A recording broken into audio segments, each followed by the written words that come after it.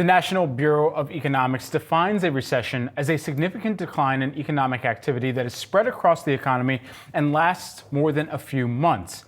For more on what makes a recession, I want to bring in Lakshman Achuthan, who is the Economic Cycle Research Institute co-founder. Great to have you here in studio with us on this. It's been an interesting week for the markets, but more so because you have the R word entering into the fray once again. How do you define a recession? Well, it's not arbitrary. It's not up for opinion.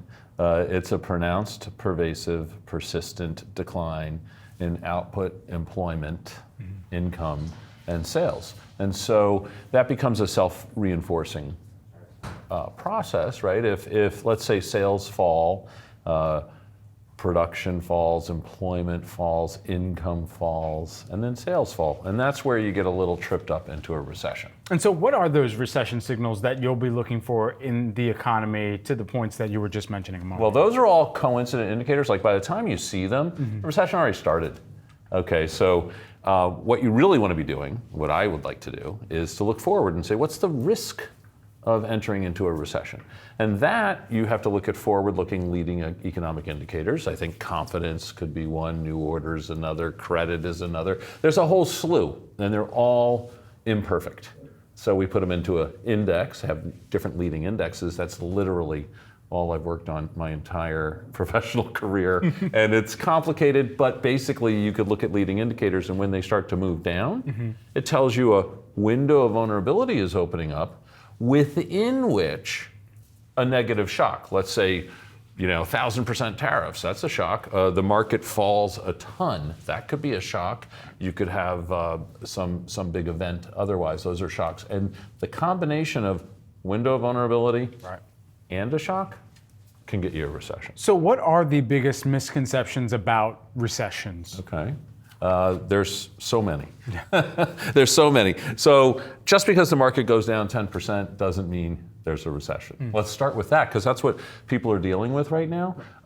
That kind of happened last summer, but nobody remembers that. That was last July. It went down a lot. And basically during a slowdown, not a recession, just slower growth, the chances of a correction like we're having now, they just pop. That's just the nature of the beast. A recession would be a much more prolonged and deeper issue for share prices. That window of vulnerability doesn't seem to be open at the moment. Now that can change. And so what's the outlook for the US right now from what the data is telling you? And do you see some of those red flags or warning signs of a recession at this juncture? I wouldn't go that far. I would say warning signs of slowdown. Back in the end of 2024, it was kind of Goldilocks. We had a resilient economy and inflation had kind of settled down. It was pretty sticky and it was maybe even easing a bit further. Not too hot, not too cold, let's go, right? And you saw that. You saw those huge animal spirits. Now, the composition of how the economy is growing is changing. The services sector, where most of us work, is easing off a little bit. It had been hitting it out of the park for a couple of years. And so it's just decelerated a little. But most of us work there, we feel it.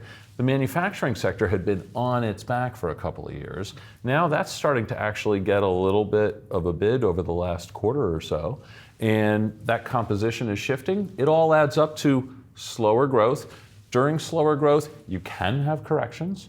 The headlines are certainly dramatic. I'm not taking away from any of that. If that makes its way into the leading indexes, then we have to talk about a window of vulnerability opening up. That's not the case today. What do you think the driving point is, or the driving force that is leading so many to try and consider, or leading the markets to, which are forward-looking, to try and get ahead of what they're seeing that could indicate recession? Yeah, so we're speculating here and trying to say what the market thinks is a tough game. Look, there's dramatic headlines and policy shifts. Those can eventually impact the direction of the economy, but the economy is like this huge supertanker. It doesn't turn on a dime. And it's been resilient, and the manufacturing sector has started already to turn up. That doesn't turn around because of a headline. Right. That's continuing to happen, actually outside of the United States as well. And there's even some signs that China is coming online a little bit. And so the global industrial base is starting to work a little more. And the U.S. is well positioned to take advantage of that. Lakshman, thanks so much for joining us in studio. Thank you so much.